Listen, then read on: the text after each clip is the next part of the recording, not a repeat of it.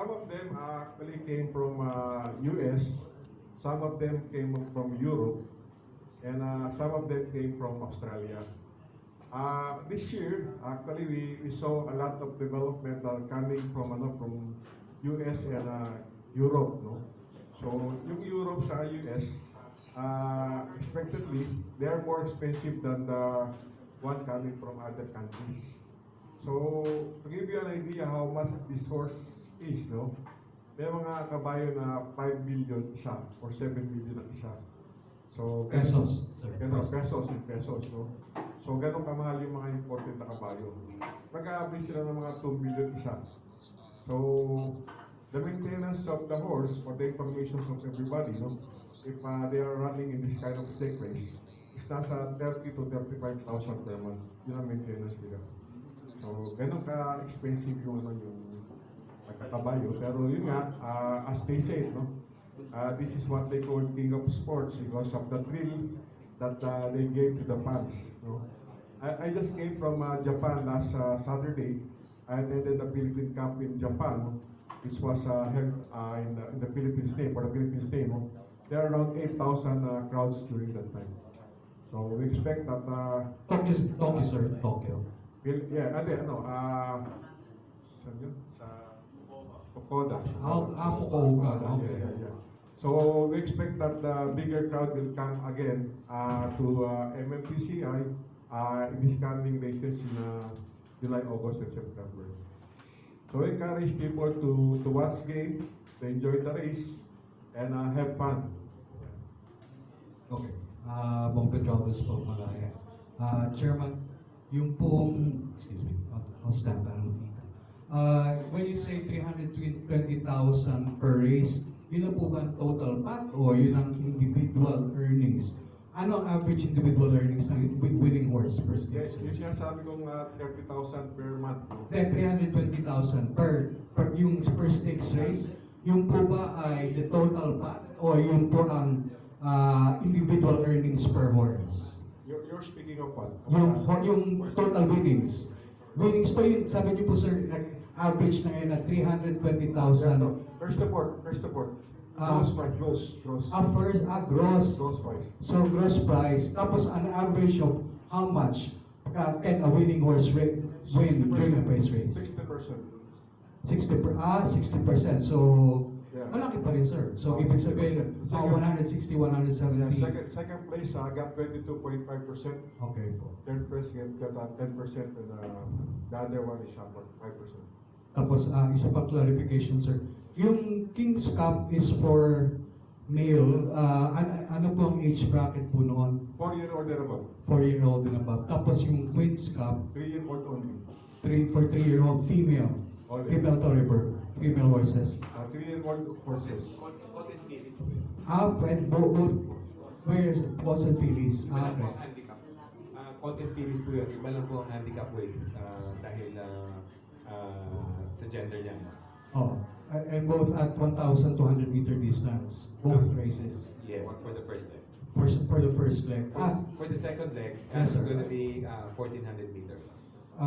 Kailan po itong second leg, sir? Sa August 17 po. August. And the third leg? Is on September 14.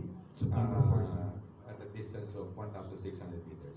So mali sprint, tapos middle, tapos yung medyo hindi pa naman pinakamahaba kasi there are also longer races. Para sprint, gano'n. And the prices also increases.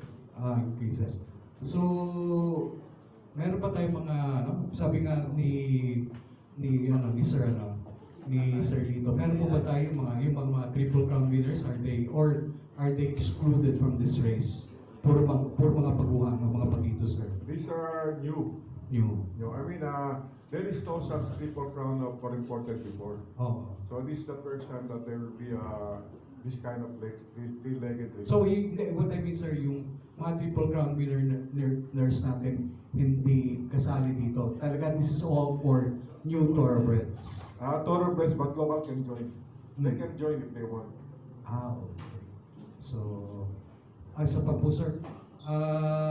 Sinabi niyo 1.8 billion in generated, submitted to the treasury on top of marami pang, sir, di ba, mga revenues generated by local horse racing na binibigay ang PhilRacom to the national government. Ano pa po ba yan?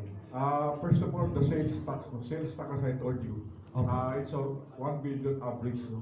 Okay. Per year. Okay. Ngayon, the owners, the jockeys, the trainers, and the other sectors in Philippine horse racing industry, they have their personal tax that they contribute also to the government. Mm. So that is beside the sales tax. Iba yung sales tax, iba yung personal tax.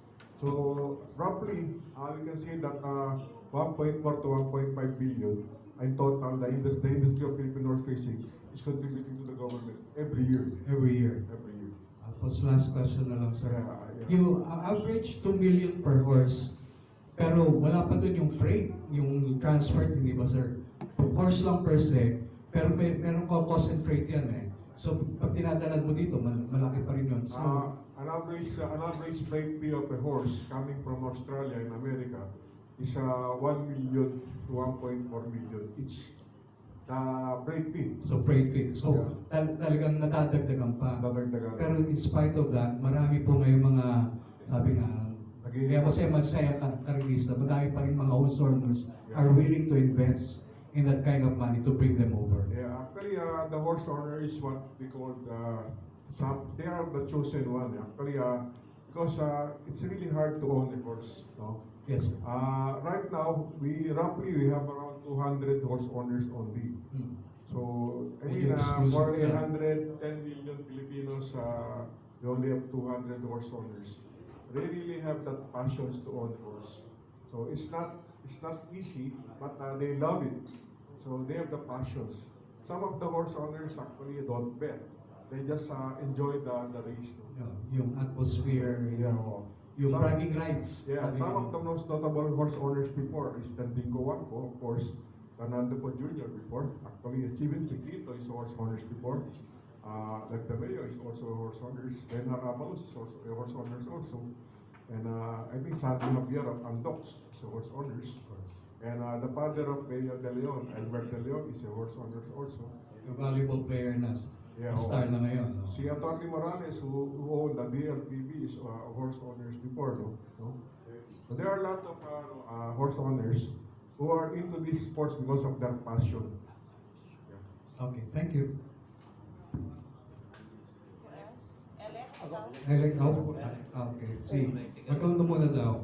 Okay.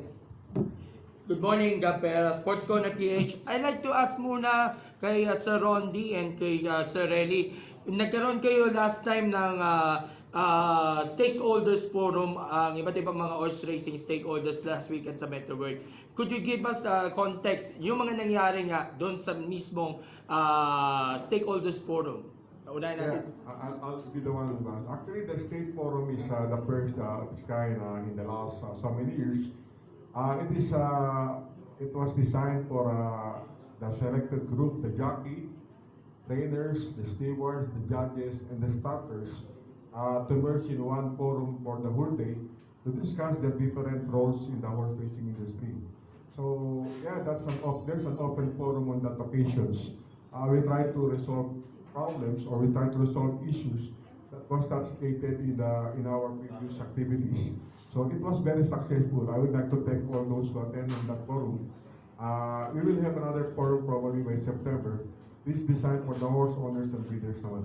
Kay Sir Rondi, paano makakatulong nga yung mga inputs doon sa stakeholders forum upang mas lalo pa ma-improve ang serbisyo ng MetroTurf? Siyempre po naman, malaking bagay po yun, Lalo na dun sa nakafocus ang PhilRacom doon sa first stakeholders forum na yun, dun sa nabanggit na mga sector like racing officials like the stewards, the judges, the starters. So yung input na makukuha doon sa forum na yun will be something for us to develop or to improve and same likewise with the commission, the Philippine Racing Commission. Lastly, bago tayo ipasa sa iba, alam naman natin ang Philippine Jockey Club will be opened by next year and for sure maraming mga bayang karilista ang mag-aabang. Pero alam ko may mga schedule yata, alternate schedule niya kung sakali mabuksan ng MetroTurf. Anong magiging option nito? For example nga, Wednesday, Friday, Philippine Jockey Club, or Saturday, Sunday, it's Beto Turf's turn, or vice versa? Thank you. Thank you very much for the question. Actually, Philippine Jockey Club will open tentatively by September. So the schedules will be alternate, no? 1 week for MFCI and 1 week for PJC, Philippine Jockey Club.